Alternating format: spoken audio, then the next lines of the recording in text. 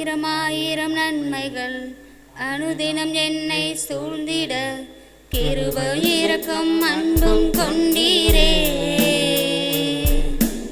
ஆயிரம் ஆயிரம் நன்மைகள் அனுதினம் என்னை சூழ்ந்திட கிருபை இரக்கம் அன்பும் கொண்டீரே. நல்ல எபினேசரா என்னை நடத்தி வந்தீரே. நன்றி சொல்ல வார்த்தை இல்லையே. நல்ல எபினேசரா என்னை நடத்தி வந்தீரே. நன்றி சொல்ல வார்த்தை இல்லையே. காலை மாலை எல்லா வேளையிலும் என்னை நடத்தும் உம் கரங்கள் நான் கண்டே.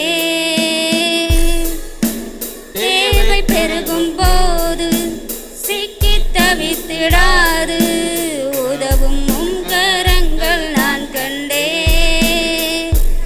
எல்லா நெருக்கத்திலும் என்னை வீழாமல் காக்கும் அன்பின் நல்ல கர்த்தரே.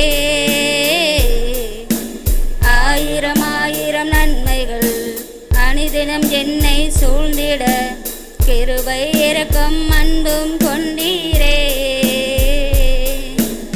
ஆயிரம் ஆயிரம் நன்மைகள் அனுதினம் என்னை சூழ்ந்திட கிருபை இரக்கம் அன்பும் கொண்டீரே.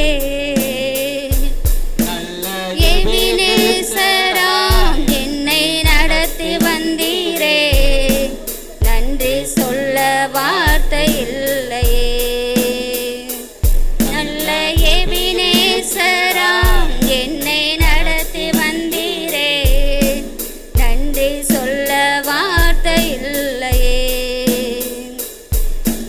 மரண பள்ளத்தாக்கில் நான் நடக்கும் வேலை கேட்கும் உம் கரங்கள் நான் கண்டே.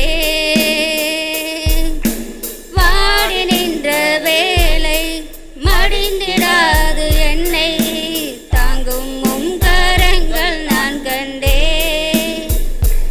எந்தன் மாறாவின் வாழ்வை மதுரமாய் மாற்றும் அன்பின் நல்ல கர்த்தரே.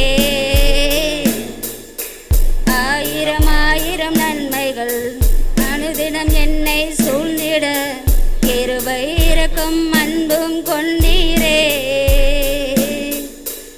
ஆயிரம் ஆயிரம் நன்மைகள் அனுதினம் என்னை சூழ்ந்திட கிருபை இரக்கம் அன்பும் கொண்டீரே. சாட்சியை கற்று ஆசிரியர் சொல்கிறேன். கடந்த 2023 11ஆவது மாதத்தில் 15ஆம் தேதியில் நான் ஒரு விபத்துக்குள்ளானேன். வலது கால் 3 துண்டாக முறிக்கப்பட்டது. நான் இருப்பனா இல்லைன்னு எனக்கே தெரியாத அளவுக்கு நான் நினச்சிட்டு இருந்தேன். ஆனால் கர்த்தர் என்ன கண்மணி போல பாதுகாத்தது. அது மட்டும் இல்லை, அவங்க காலை நீங்கள் நடக்க முடியாதுன்னு சொல்லி டாக்டர் சொன்னார். அவங்க ஒரே இடத்துல 3 தடவை ஆப்ரேஷன் பண்ணாங்க. வலது காலில் 3 முறையில் 9 ஆப்ரேஷன். மறுபடியும் ரெண்டு பக்கம் விழா எலும்பு எடுத்து போட்டு ஆப்ரேஷன் பண்ணாங்க. டாக்டர் சொன்னாங்க அவங்களால இருந்து நடக்கலாம், ஆனால் இந்த மாதிரி நடக்க முடியாதுன்னு சொன்னாங்க. கர்த்தர் என்ன பாதுகாத்து வழி நடத்தினார். அது மட்டும் இல்லை, நாங்கள் பைக்கில் போகும்போது 3 குழந்தைய வச்சுட்டு வண்டியில் போனேன். நான் ரைட் சைடில் போனேன், நான் லெஃப்ட்டில் போனேன், வண்டி ரைட்டில் வந்துச்சு. அவங்க தூக்கத்தை வந்தாங்க நம்ம தெரியல, என் மேலே வந்து ஏற்றிட்டாங்க. ஏற்றும்போது பிள்ளைகள்லாம் வேலியில் தான் கிடந்தது.